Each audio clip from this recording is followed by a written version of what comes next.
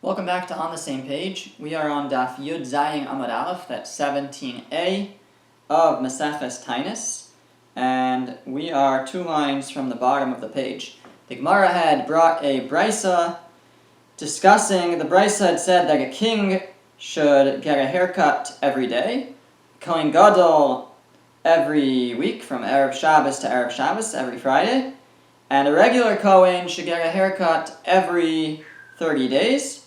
And the Gemara brought the source for that halacha based on a pasuk in Yechezkel. Now, the Gemara then asked, the last line that we had seen last time, the Gemara asked that if indeed a Kohen is supposed to get a haircut every 30 days, so nowadays that should be true too. So how come nowadays that's not the practice? So the Gemara had answered, if you go up a line or two, the Gemara had said that it's dumya d'shtuyayin. It's the same as with drinking wine. That just like drinking wine only in the time of the Beis HaMikdash was aser, so too getting haircuts is only required during the time of the Beis HaMikdash.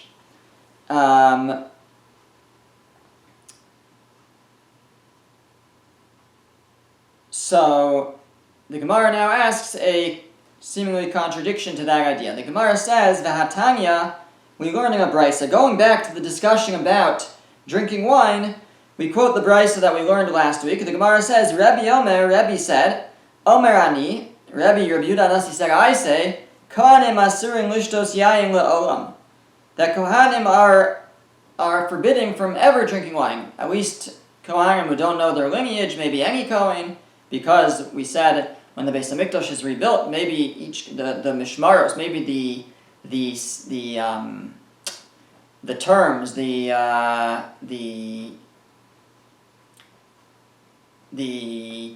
times that each Kohen serves, right? Because they were on a weekly schedule. Maybe the schedule will be different, and therefore any Kohen may be called upon, tomorrow when the Beis HaMikdash is built. He said, really, no Kohen should be drinking. He says, what should I do? Shetakanaso kalkulaso. That it's the fixing is its destruction. And we basically understood that to mean there seems to be different ways of understanding it, but on a most basic level it means it's impossible. It's too long to be waiting for the Beis HaMikdash, not drinking. It's been so long. So he's going to allow it. Ve'omer Abaye, and Abaye said, Kiman shasu edna kahani chamra. So whose opinion is it that nowadays Kohanim drink wine? The top of the next page, Abaye said, Kirabi. That it's in accordance with this opinion of Rabbi Yehuda Nasi, who said, really they shouldn't drink, but what can you do? They gotta drink, guy has to be able to have a drink. So the Gemara says, Michlal, the implication of Abaye is, who are we drinking nowadays? Whose opinion is it that Kohanim can drink? Like the opinion of Rabbi Yehuda Nasi, Michlal implying, D'Rabbanan Asri, that the Rabbanan forbid Kohanim from drinking even nowadays. My timeline, what's the reason? Because Mehera Yibana Beis HaMikdash, because let the Beis HaMikdash, let the temple be rebuilt speedily, Ubayin Kohen Haray Labuda, we'll need a Kohen who's fit to serve, and if everyone's drinking, we're not going to have a Kohen who can serve in the Beis HaMikdash. V'leka, there won't be one. So if that's the case, that the Rabbanan disagree with Rebbe and hold that a Kohen may not drink wine nowadays, so it would seem that they should hold the same thing about haircuts. That a Kohen should be required to get a haircut every 30 days, because Mehera Yibana Beis HaMikdash, let the Beis HaMikdash be rebuilt speedily, and we're going to need Kohanim to serve, and in order to serve, you gotta have a haircut. So, at least according to the Rabbanan, they should need to get haircuts, and the implication, it seems that even the Rabbanan, we don't find anywhere that the Rabbanan say that, we don't find any indication that they would say that they need to get haircuts nowadays. So what's the difference? Why is it that the Rabbanan would say they're not allowed to drink wine, but they would say that they're allowed to get haircuts? So the Gemara says, because hacha efshar de mispar ba'aya, because here it's possible they just get a haircut and go do the avoda, right? Meheri Yibana Beis HaMikdash will appear, and you have all these Kohanim with these rugged long hair, so fine. So they'll go get a haircut on their way to the Beis Hamikdash. That's easy. So Ihachi, and that's why it's not necessary for them to get a haircut, every 30 days nowadays, because if it's needed, they'll get one on their way to go do the avoda when the Beis Hamikdash is rebuilt. So Ihachi, the Gemara says, if so, Shisuye Yayin Nami. Same is true for those who drink. After Degani Port, they could take a little nap, they could sleep for a bit, and then they could go to the avoda. Kidder Rami bar Abba, just like Rami bar Abba said, Rami bar Abba, because Rami bar Abba taught that derech mil v'sheina kol shum afikin asayayin. He had some strategies for getting over a little intoxication. The way is that either you walk a distance of a mil, guess like an 18-minute walk or so. Walk around the block a couple times. V'sheina kol shum, or just a little nap. That's mefiking asayayin. That dissipates the effects of wine. So let a Kohen do that. Let Kohanim drink, and if the Beis Hamikdash is rebuilt, so they'll take a nap, and then they'll be ready to serve. So the Gemara says, no, no, didn't we say about that? Amar Rav Nachman, Amar Rabba bar Abua. Rav Nachman said in the name of Rabba bar Abua, Lo shanu el kishashasa shir avias. That which a little nap or a little walk can help get rid of the effect, the inebriation, that is when the person only drank up to a revius, a few ounces. Aval shasa yoser mi revius, but if a person drank more than that, kol shekin shderech matriyasa v'shem mishachraso. It's the opposite. That he says, like if you're really, really drunk, you drink a lot, so going for a walk is just going to confuse you more, and sleeping a little bit will get you even more out of it. So that won't help. And therefore, at least according to the Rabbanan, Kohanim should not drink, because if the Beis Hamikdash is rebuilt, they may have to serve, and they won't be able to get over their inebriation all that easily. Rav Ashi says, no, there's a different reason. You know why the Rabbanan could hold that Kohanim can't drink, but yet they're allowed to let their hair grow? The difference is, Shesuya yayin demachli avoda, gazr b'Rabbanan. Drinking wine, which ruins the avodah, mechalala, it desecrates the avodah that they do, the service that they would do drunk would not count.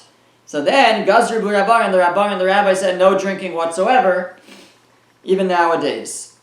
But Perue Rosh, but letting their hair grow, Delomachli Avoda, that doesn't desecrate the Avoda. It's true a Kohen's supposed to get his hair cut every 30 days, but if he doesn't, the Gemara is suggesting, Rav Ashi is suggesting, then the Avoda is still good. So therefore, Lo Gazru Rabbanan, the rabbis did not enact a decree, did not require that Kohanim continue to get haircuts every 30 days, even nowadays. The Gemara asks a contradiction from a Brisa to that point. The Meisvei we learned, we have a contradiction from a Brisa. The Brisa says, Ve'elu shehein b'misa.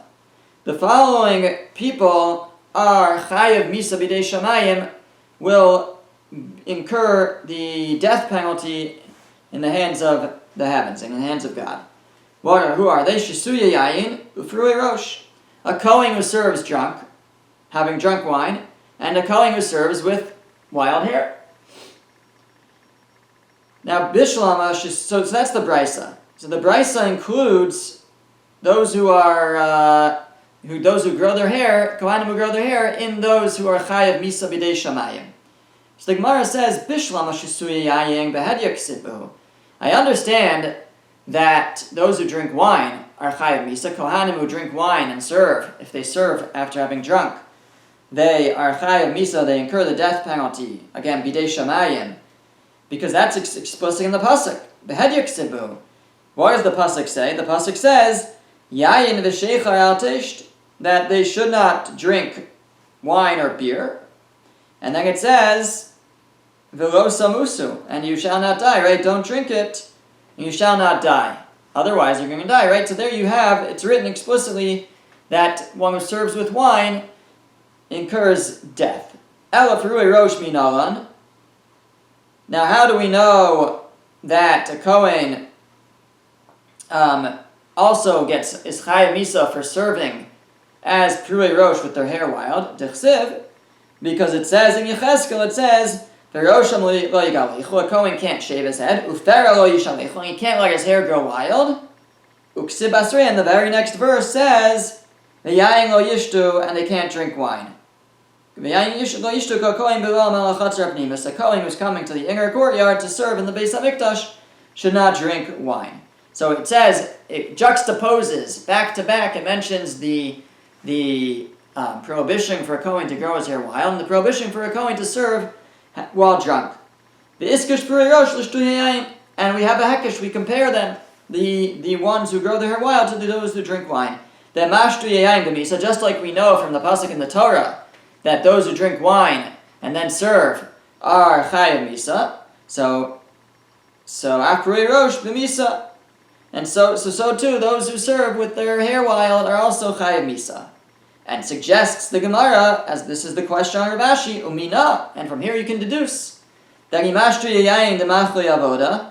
that you should make the same hekesh, same comparison, and say that just like shtuya yayin, those who drink and then serve, it desecrates the avoda. The service they do it doesn't count.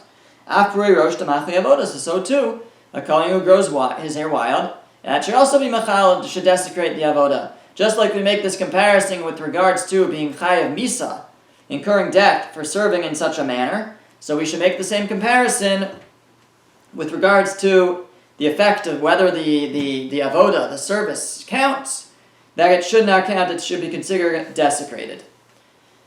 So, according to many Rishonim, this is a strong question, and the Gemara should say here, Kashya, it's a question. We have a girsa in parentheses that says, no, it's an answer to this question, ki iskish lo misu diskish. No, this hekesh, this comparison is specific to misa, to death, but it's not made with regards to desecrating the avoda. That is what Rav Ashi's response will be, that no, don't make the hekesh, don't make the comparison with regards to this, but you have to, the Gemara doesn't really explain what the difference is, why you would make the hekesh with regards to misa, but not with regards to desecrating the avoda, and so therefore that's perhaps the reason why maybe there's just different prints, different versions, but most Rishonim I think are Gares, including Rashi over here, that instead of having this, it's just a kashya left off as a question on Rav Ashi.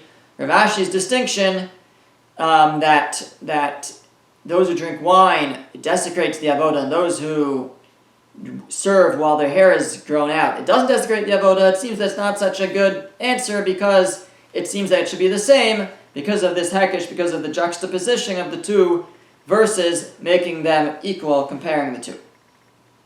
The Gemara continues, Amar le Ravina le Rav Ashi. Ravina said to Rav Ashi, Hamikameda asa Yechezkel mana amra. Before Yechezkel came along, who said this? Meaning, how do we know that Kohanim can't serve while their hair is wild? It's from a pasuk in Yechezkel. It's, at the end of the Nevi'im. It's hundreds of years after, it's towards the end of the Beis HaMikdash. How do we know about this before Yechezkel came along? So, Amar Le, so Rav Ashi responded, V'l'tameich.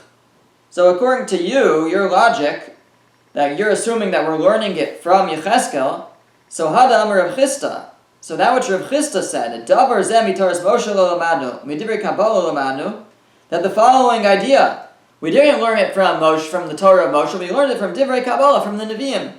Which idea is that? Kol ben nechar ara leiv v'ara basar lo yavo al mikdashi. It says, also in Yechezkel, that Hashem says a ben nechar, a Gentile, and an arel, someone who's uncircumcised, so he may not enter the Beis HaMikdash. If that's a halacha, who said it before Yechezkel? This is what Rav Ashi responded to Ravina. According to you, what does this mean also? Ella, so I'll tell you what it means, he says. What it means is, Gemara Gamerla, that there was a tradition that there was such a halacha. It's part of the oral law. The Asa Yechezkel, the Asmacha Akron, Yechezkel came along and made a pasuk that supports it. Hachanami, so I'll say the same thing with regards to our discussion about the hair growing out. Gemara Gamerla, we can assume that it was a tradition, oral tradition.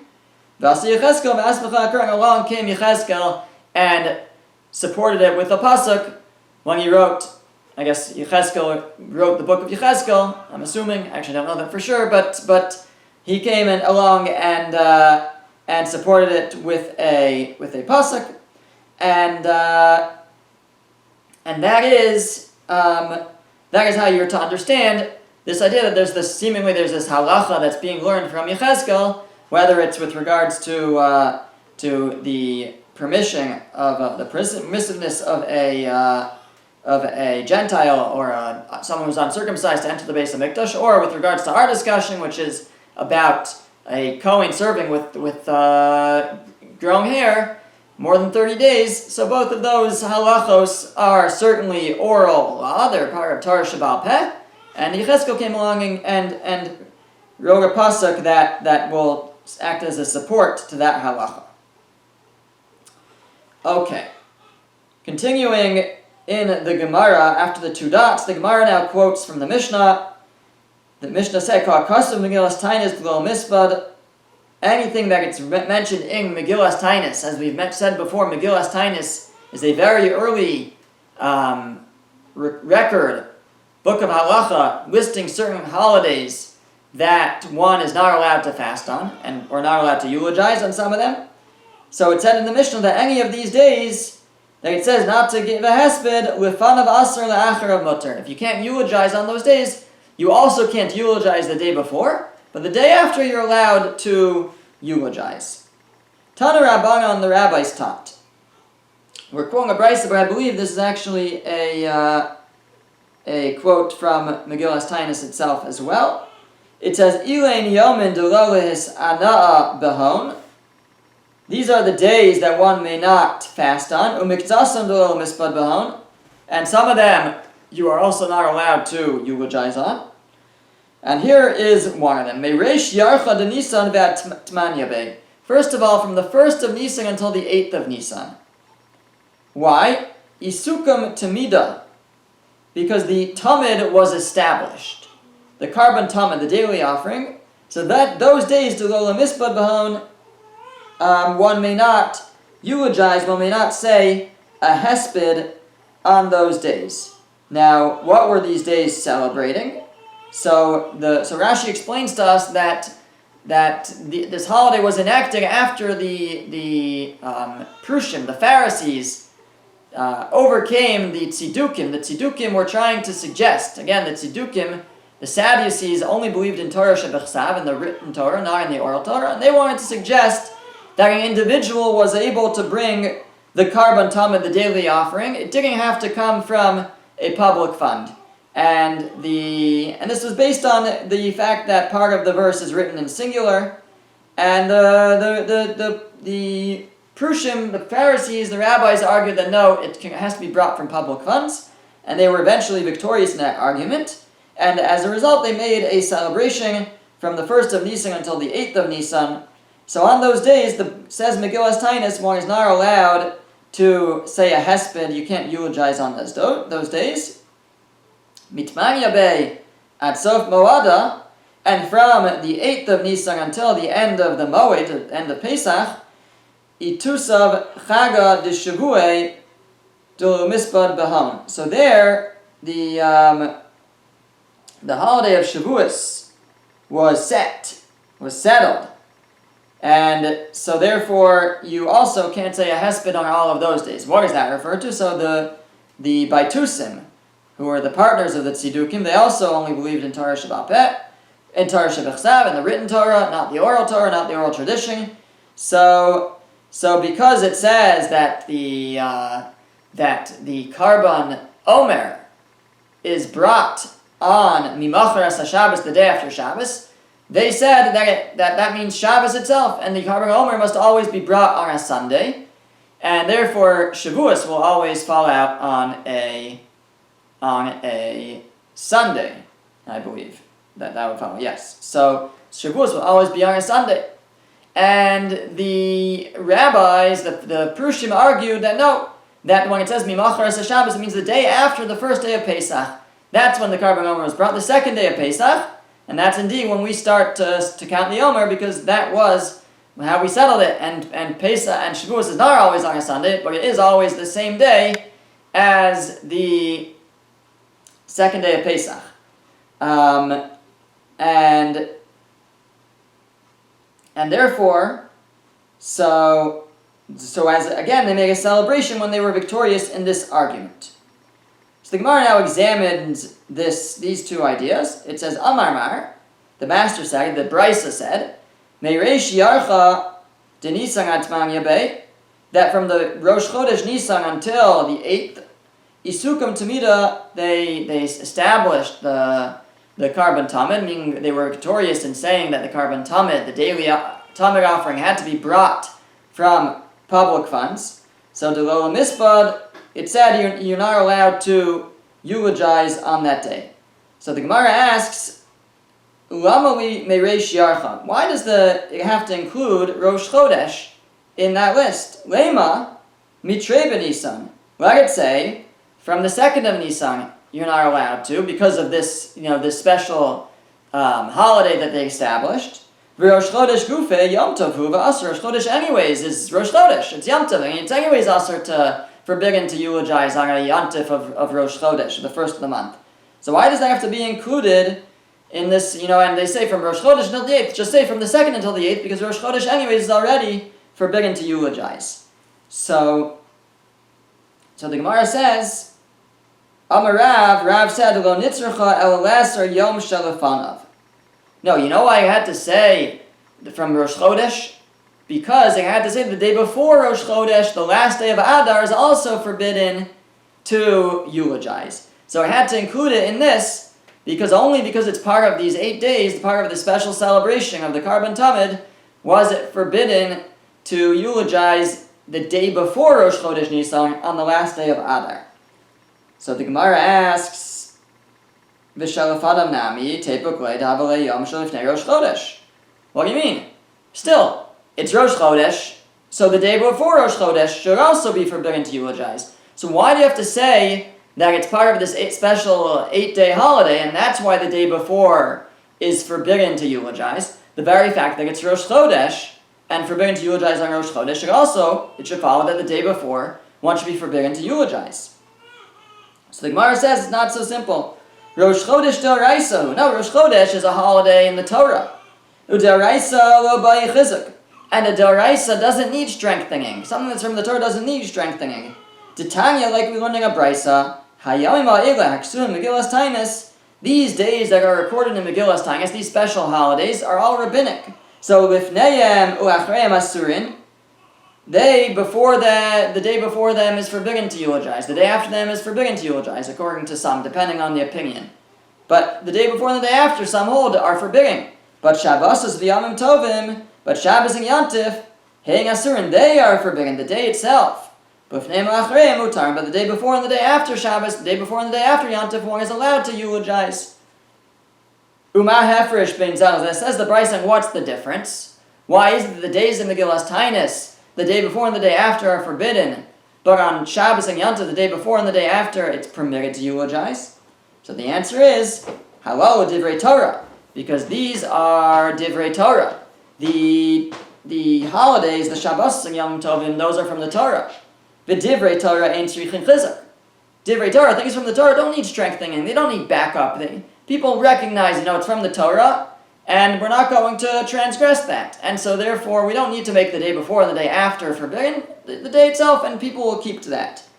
However, halalu divrei sofrim, but the holidays in Megillas Taanis, those are rabbinic, and divrei sofrim tzrichin chizuk, and divrei sofrim do require chizuk. Divrei sofrim, things that are only rabbinic, holidays that are only rabbinically enacted, those require chizuk, those require strengthening, and therefore they had to make the day before and the day after forbidden to eulogize as well, and that's why it had to list Rosh Chodesh, from Rosh Chodesh Nisan until the 8th of Nisan. It had to include Rosh Chodesh, even though it's Rosh Chodesh, and anyways it's forbidden to eulogize on Rosh Chodesh, but it was necessary to include it in Megillas Taanis, to mention it as this holiday, to know that the day before is also forbidden to eulogize, because based on the fact that it's Rosh Chodesh, it would not be forbidden to eulogize the day before. It's only because it's part of one of these rabbinic holidays that it's forbidden to eulogize the day before. Next time we will continue to examine some of these ideas from this brisa of Megillas Taanis.